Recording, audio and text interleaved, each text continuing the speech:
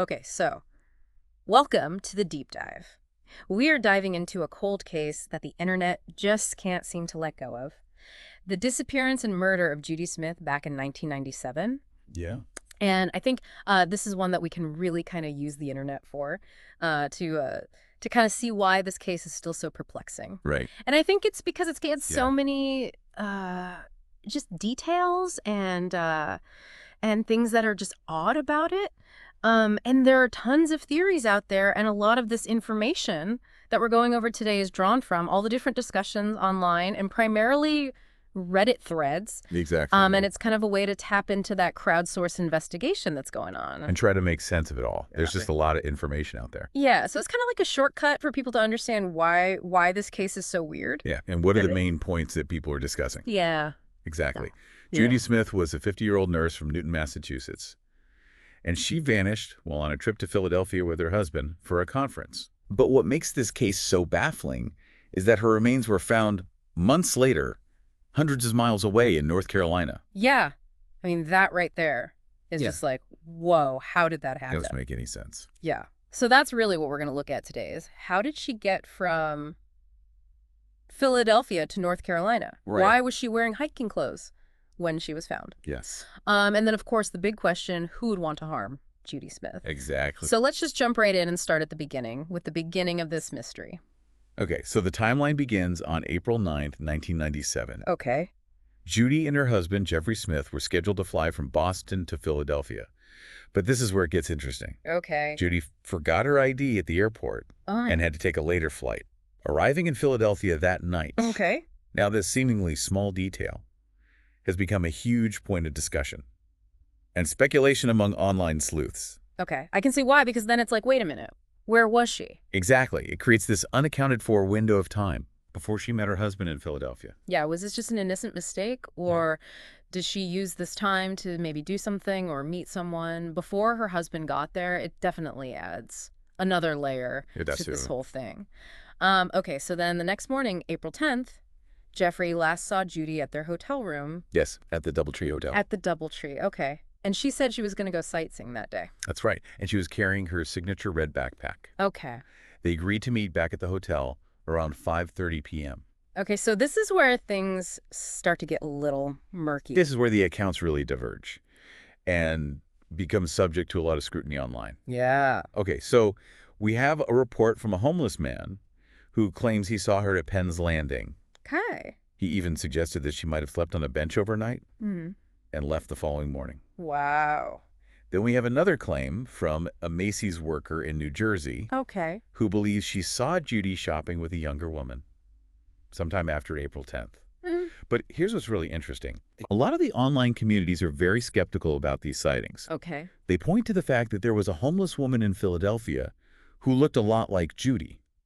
Ah, okay. So that could explain the Penn's Landing sighting. Right, right. And the New Jersey sighting is also questioned a lot, especially considering the timeline. Right, and she was supposed to be just doing local sightseeing. Exactly. Yeah. She was alone when she left the hotel. Right. So why would she be shopping in New Jersey with someone else? Yeah, that's weird. Okay, so then Jeffrey gets back to the hotel room at 5:30. No Judy. Right. He starts making calls, trying to find her. And then around midnight, he files a missing person report.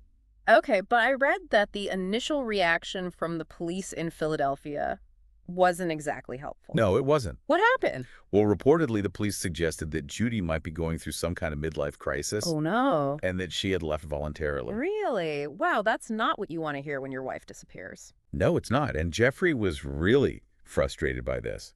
He insisted that this was completely out of character for Judy. And this initial dismissal by the police is something that comes up a lot in online discussions. Yeah, I bet, because it's like, are they even taking this seriously? Exactly. They question whether valuable time and resources were wasted Right. because of this initial assumption. Right, you would think that. If a family member is adamant that this is not normal behavior, you would think they would take it more seriously. You would think so. Yeah. It's not uncommon for police to consider the possibility of a voluntary disappearance. But in this case, Jeffrey was very clear that this was not like Judy at all. Yeah. So you would hope that they would have investigated more thoroughly right from the start. Right. Okay, so the investigation in Philadelphia seems to be going nowhere. And then 5 months later, This case takes a huge turn. A very unexpected turn. Hundreds of miles away In North Carolina. in North Carolina. Okay, so fill us in on this Asheville connection. Okay, so there are reports of Judy being seen in Asheville around the same time she was supposedly still in Philadelphia.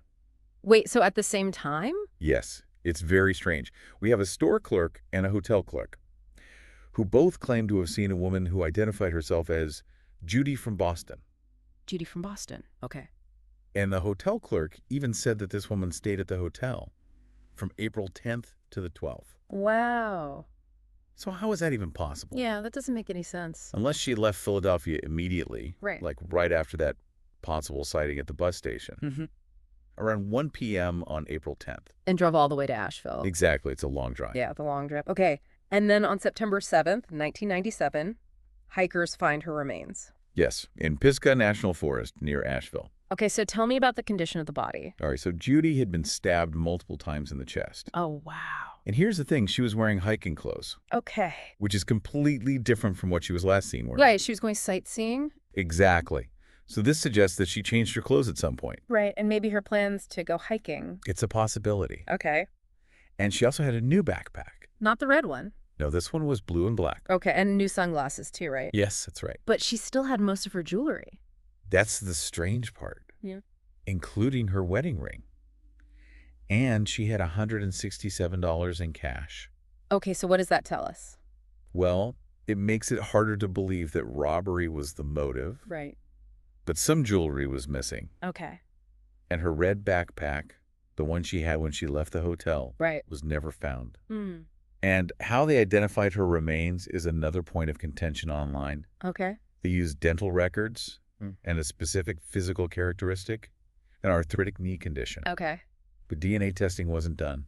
Oh, okay. And this is something that a lot of people on Reddit bring up. Yeah, because it's like back then it wasn't as common. Exactly. DNA testing wasn't as routine in 1997. Right. It was a lot more expensive and time-consuming. Yeah. Okay, so we've got the timeline, we've got the discovery. Now let's look at all the evidence and testimony and try to piece together what happened. All right.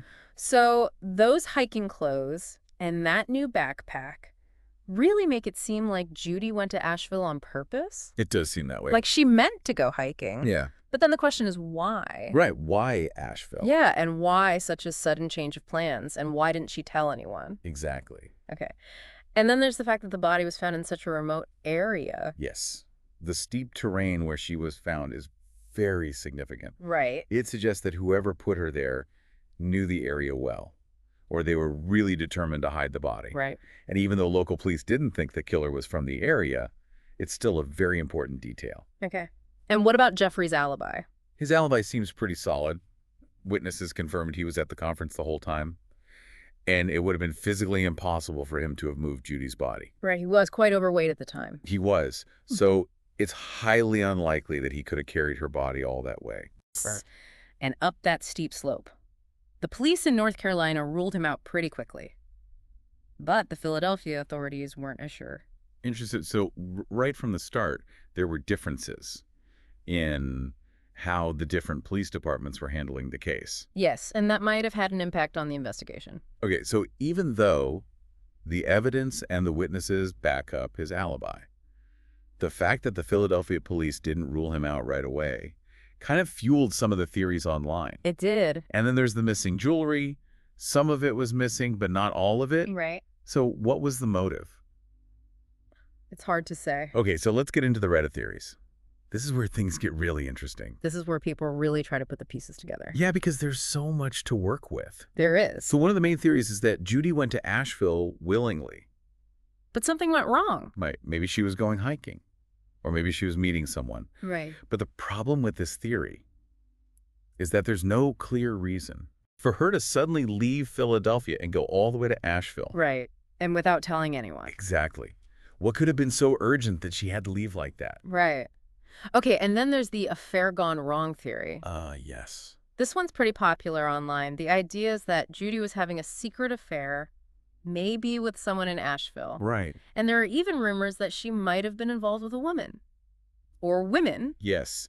And this is based on a comment from a friend on Unsolved Mysteries. Oh, really? What did they say? Well, the friend said, if you're looking for a man, you won't find one. That's interesting. But it's very vague. It is. It's not clear what they meant by that, Right. but it's enough to fuel a lot of speculation online. Yeah, I bet. But we should make it clear that there's no real evidence to support this theory. Exactly. It's mostly just conjecture. Right.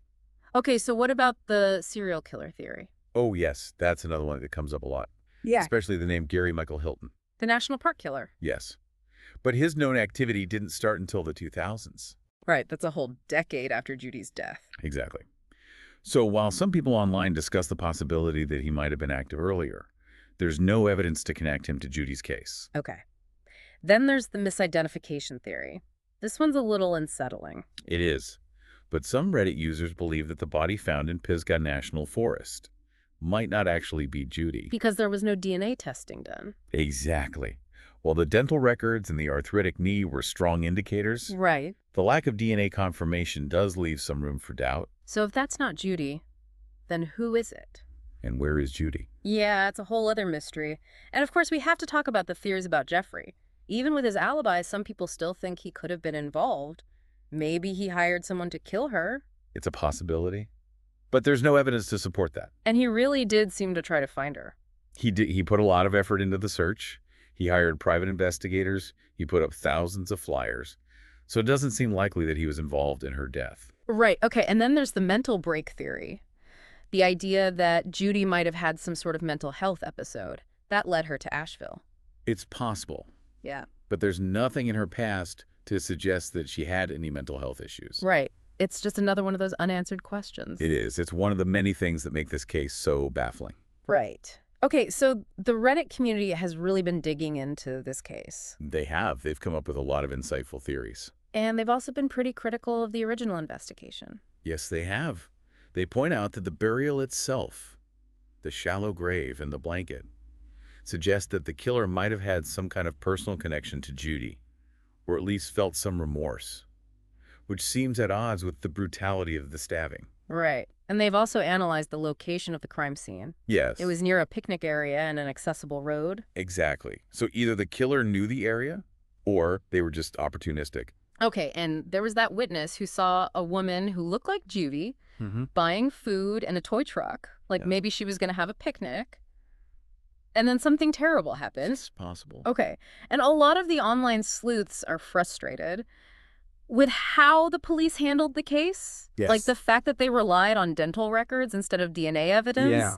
And that they didn't really follow up on those Asheville sightings. And they didn't thoroughly investigate her phone records or travel routes. I mean, it was a different time back then. It was. Technology and investigative techniques have come a long way since 1997. So it's easy to look back and see where things could have been done differently. Right. So where does that leave us today in 2025? Sadly, Judy's murder is still unsolved. Yep. And Jeffrey passed away in 2005. Judy's children haven't spoken publicly about the case in recent years, but there's still a $17,000 reward being offered. Okay, so there's still hope There is. that maybe someone will come forward with new information. Yes. And the online community is still very active, That's good, keeping her memory alive. keeping the case in the public eye. There are websites like justiceforjudy.org, and the subreddit are JudyBradfordSmith, where people are still discussing the case and sharing their theories. It's amazing how the internet can do that. Keep these cold cases alive. It's like a collective effort to find answers, even when the official investigation has gone cold.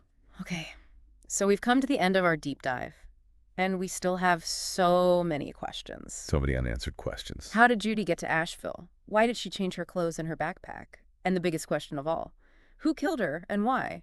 Even with all the theories and all the online discussions, we just don't know for sure. It's a true mystery.